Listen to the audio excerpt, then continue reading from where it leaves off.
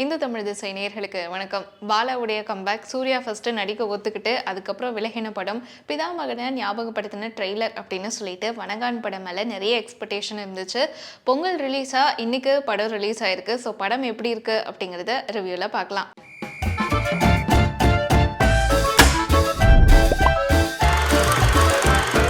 சின்ன வயசுல சுனாமியில தன்னுடைய அம்மா அப்பாவை இழந்தவர் தான் கோட்டி. ஸோ அதே சுனாமியில அம்மா அப்பாவை இழந்த இன்னொரு பெண் குழந்தையான தேவியை தன்னுடைய தங்கச்சியா தத்தெடுத்து வளர்த்துட்டு வராரு.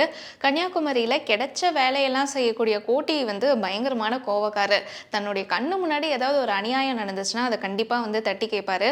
ஸோ கோட்டியோடைய அந்த கோவம் கோட்டிக்கு ஆதரவு கொடுக்குற அந்த ஊர்ல இருக்கிற சிலருக்கும் பாதிப்பை ஏற்படுத்துது.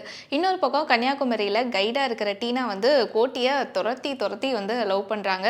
சரி, கோட்டிக்கு ஒரு நிரந்தரமா ஒரு வேலை இருந்துச்சு அப்படின்னா அவருடைய கோவம் கொஞ்சம் கம்மியாகவும் கொஞ்சம் பொறுப்பானவராகவும் மாறுவாரு அப்படின்னு சொல்லிட்டு கோட்டிக்கு ஆதரவு கொடுக்குற அந்த ஊர் ஃபாதர் அங்க இருக்கிற ஒரு ஆதரவற்ற இல்லத்துல கோட்டியை காவலாளியா சேர்த்து விடுறாரு.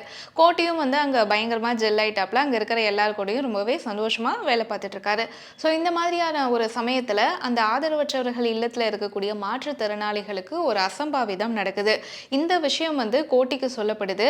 அந்த சம்பவத்துக்கு காரணமானவங்கள கோட்டி கொலை செஞ்சிடறாரு. அது என்ன அசம்பாவிதம், கோட்டி கொலை செஞ்சது எதனால, அதுக்கப்புறம் கோட்டியோட வாழ்க்கை என்னாச்சு அப்படிங்கிற கேள்விகளுக்கான பதில் தான் வணங்கான் திரைப்படம். இந்த படத்துடைய கதையை ஒற்றையால தன்னுடைய ஷோல்டரில் சுமக்கிறது அருண் விஜய். ஸோ கோட்டி அப்படிங்கிற அந்த கேரக்டரை ரொம்பவே அழகாக புல் ஆஃப் பண்ணியிருக்காரு. ஸோ அந்த சைன் லாங்குவேஜ் பேசுகிறதாகட்டும், அதே மாதிரி இன்டர்வலுக்கு முன்னாடி சீனும் சரி, கிளைமேக்ஸுக்கு முன்னாடி சீனும் சரி, பாலாவுடைய ஹீரோ அப்படிங்கிற அந்த டேகுக்கு ஏற்ற ஒரு முத்திரை பதிக்கும்படியான காட்சிகள் இருக்கு. ஸோ அதில் அவருடைய ஆக்டிங் இன்னுமே சிறப்பாக வெளிப்பட்டிருக்கு அப்படின்னு தான் சொல்லணும். ஸோ ரோஷினி இந்த படத்தில் ஹீரோயினாக நடிச்சிருக்காங்க. ஸோ ரொம்பவே ஒரு அலட்டலான கேரக்டர். அவங்க ரொம்பவே சிறப்பாக நடிச்சிருக்காங்க. ஆனால் என்ன ஒரு குறை அப்படின்னா, பாலாவுடைய படங்களில் வர மாதிரி ஹீரோ கிட்ட அடி வாங்கிட்டு ரொம்பவே அலட்டலாக இருக்கக்கூடிய ஒரு ஹீரோயின் அப்படிங்கிற அந்த ஒரு பிம்பத்துக்குள்ளாரையே ரோஷினி இருக்காங்க.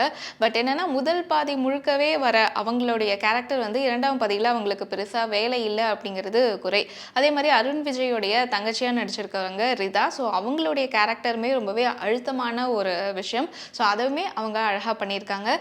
மிஷ்கினுடைய கேரக்டர் பார்த்தீங்கன்னா நீதிபதி குபேரன் அப்படின்னு சொல்லிட்டு அவருடைய கேரக்டருமே ரசிக்கும்படியாக எழுதப்பட்டிருக்கு படத்தில். இப்போ இருக்கிற சமூகத்தில் அதிகமாகிட்டு வர ஒரு குற்றத்தை பற்றி தான் பாலாவுடைய வணங்கான் படம் பேசுது. ஸோ அந்த குற்றம் செஞ்சவங்களுக்கு பாலா கொடுத்துருக்கக்கூடிய அந்த தண்டனை அப்படிங்கிறது சரியா தவறா அப்படிங்கிற விவாதம் ஒரு பக்கம் இருந்தாலும், வணங்கான் படம் பேசியிருக்கக்கூடிய கருத்து அப்படிங்கிறது கண்டிப்பாக தவிர்க்க முடியாத ஒரு விஷயம். ஸோ கதையாக இது முக்கியமான கதை அப்படின்னு நம்ம எடுத்துக்கிட்டாலுமே அதை கொண்டு போய் சேர்க்கிற விதத்தில் தான் பாலா தடுமாறி இருக்காரு. குறிப்பாக முதல் பாதியில் கதாபாத்திரங்கள், கதைக்களம் அப்படின்னு சொல்லிட்டு இந்த விஷயங்களை ஆடியன்ஸ் கிட்ட கொண்டு போய் சேர்க்கறதுக்கு பாலா ட்ரை பண்ணியிருக்காரு. ஆனால் அது பெருசாக எந்த இடத்துலையுமே கிளிக் ஆகாதது இந்த படத்துடைய குறை அப்படின்னு சொல்லணும். ஆனால் இன்டர்வலுக்கு முன்னாடி சீன் எல்லாமே கண்டிப்பாக ஆடியன்ஸுக்கு ஒரு பதபதைப்பை உருவாக்கக்கூடிய ஒரு விஷயமாக தான் அமைஞ்சிருக்கு. ஸோ முதல் பாதியில் ஒரு சில இடங்களில் லேக் இருந்தாலுமே சரி, ரெண்டாவது பாதியில் கொஞ்சம் கதை விறுவிறுப்பாக நகரும் அப்படின்னு எதிர்பார்த்தோம்னா கொஞ்சம் ஏமாற்றம் தான் இருக்குது அப்படின்னு சொல்லணும். ஏன்னா குற்றவாளிகளை ஹீரோ கண்டுபிடிச்சிட்டாரு, அவரை பழி வாங்குவார் அப்படிங்கிற அந்த ஒரு டெம்ப்ளேட்டுக்குள்ளே கதை சிக்கிக்குது. ஃபார் எக்ஸாம்பிளுக்கு செகண்ட் ஹாஃபில் ஹீரோ ஃபஸ்ட்டு 2 பேர்த்த கொலை பண்ணிடுவார். அதுக்கப்புறம் வெளியே வந்துடுவார் ஜெயிலிருந்து. மூணாவது ஒரு நபரை தேடி கண்டுபிடிப்பார். ஸோ அவரையுமே கொலை பண்ணிட்டு திருப்பியும் போயிடுவார். அவருக்கு சாதகமாக தான் தீர்ப்பு வரும் அப்படிங்கிற இந்த கிளைமேக்ஸ் இந்த ஒரு டெம்ப்ளேட்டுக்குள்ளே படம் ட்ராவல் பண்ணுறது அப்படிங்கிறது செகண்ட் ஹாஃபில் நமக்குமே கொஞ்சம் டயர்டாக்குது. மாற்றுத்திறனாளிகளுக்கு நடக்கிற அந்த அசம்பாவிதத்தை பாலா காட்டியிருக்கிற விதம் அப்படிங்கிறது திரையில் பார்க்கும்போது முகம் சுழிக்க வைக்கக்கூடியதாக இருக்குது. அது மட்டும் இல்லாமல் அந்த போர்ஷனை பாலா இன்னுமே பொறுப்பாக கையாண்டு இருக்கணும் அப்படிங்கிறதுல மாற்று கருத்தே கிடையாது. அதே மாதிரி பாலா படங்கள் அப்படின்னா சொல்லி பார்த்தோம்னா சில ஊம குசும்பு அப்படின்னு சொல்லுவோம் இல்லையா. ஸோ அந்த ஒரு டெம்ப்ளேட் ரொம்பவே சூப்பராக வைப்பார் பாலா. ஸோ இந்த படத்துலையும் அது மிஸ் ஆகாமல் இருக்குது. ஃபார் எக்ஸாம்பிளுக்கு ஆய்வாளர் ஆயவே இல்லையா, அவங்க எங்கே என்னை பிடிச்சாங்க, நான் தான் சரணடைஞ்சேன், அவங்க என்னை பார்த்து பயந்துட்டாங்க அப்படின்னு சொல்லி அருண் விஜய் காவல்துறையை பார்த்து சொல்றதும், போக்சோ சட்டத்தை தவறா பயன்படுத்தியதற்கு நீதிபதி கொடுக்கிற பதிலடி, லார்ட்ஷிப் அப்படின்னு சொல்லிட்டு மிஷ்கினை மற்றவங்கெல்லாம் சொல்லும் போது என்னை அப்படி கூப்பிடாதீங்க, ஐயா சார்னே கூப்பிடுங்க, லார்ட்ஷிப்னு கூப்பிட சொல்லி எந்த சட்டத்திலையும் சொல்லவே இல்லை அப்படின்னு சொல்லிட்டு நீதித்துறை காவல்துறையை பகடி செய்யக்கூடிய பாலாவுடைய அந்த வசனங்கள் திரைக்கதை அப்படிங்கிறது ரசிக்கும்படியாகவே இருக்கு. ஸோ இந்த காட்சிகளை போலவே படத்தில் பாலாவுடைய வசனங்களும் ரொம்பவே ஷார்ப்பாக இருக்கு. ஸோ சில இடங்கள் ரசிக்கும்படியாக இருக்கு. என்ன அப்படின்னு சொல்லி பார்த்தோம்னா, எல்லாரும் சேர்ந்து ஒரு நல்லவனை சிலுவையில் அரைஞ்சிட்டாரு பேசாதீங்க அப்படிங்கிறதும், எங்களுக்கு கண்ணு தான் இல்ல ஆனா கண்ணீர் வரும் அப்படிங்கிறதும், அதே போல வந்து எல்லாம் நல்லா இருக்கிறவங்களால ஒரு மாற்றுத்திறனாளியுடைய வேதனைய வந்து எப்படி புரிஞ்சுக்க முடியும் அப்படிங்கிற வசனங்கள் எல்லாம் ரொம்பவே ஷார்ப்பா இருக்கு. அதே போல படத்துக்கு வந்து பேக்ரவுண்ட் மியூசிக் சாம் சிஎஸ் குடுத்திருக்காரு. பாடல்கள் ஜிவி பிரகாஷ் பண்ணியிருக்காரு.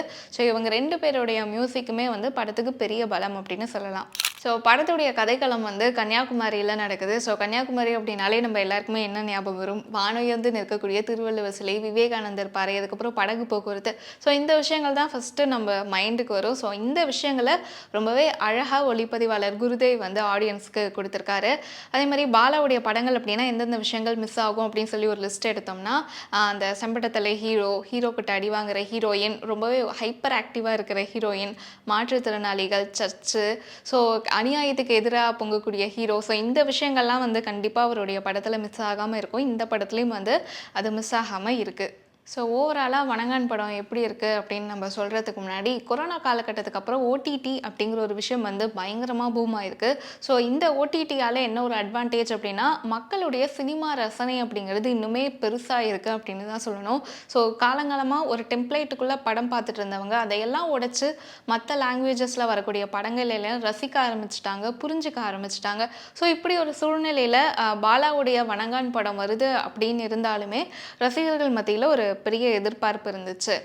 பாலாவுடைய முந்தைய படங்களான சேது, நந்தா, அதுக்கப்புறம் பிதாமகன், நான் கடவுள், பரதேசி, இந்த படங்கள்லாம் பார்த்துட்டு நம்ம வெளியே வரும்போது மனசுல நம்மளோட மனசுல வந்து ஒரு தாக்கம் இருந்துச்சு, ஒரு அழுத்தம் அப்படிங்கிறது இருந்துச்சு. ஆனா அந்த ஒரு விஷயம் வந்து வணங்கான்ல கண்டிப்பா மிஸ் ஆக தான் செய்யுது. ஆனா இந்த குறைகளை தவிர்த்து படத்துல கொண்டாடப்பட வேண்டிய விஷயங்களும் இருக்க தான் செய்யுது. ஸோ படம் பார்த்துட்டீங்க அப்படின்னா உங்களுக்கு பிடிச்ச விஷயங்கள் என்ன, பிடிக்காதது என்ன அப்படிங்கிறத கமெண்ட்ல எங்க கூட ஷேர் பண்ணுங்க.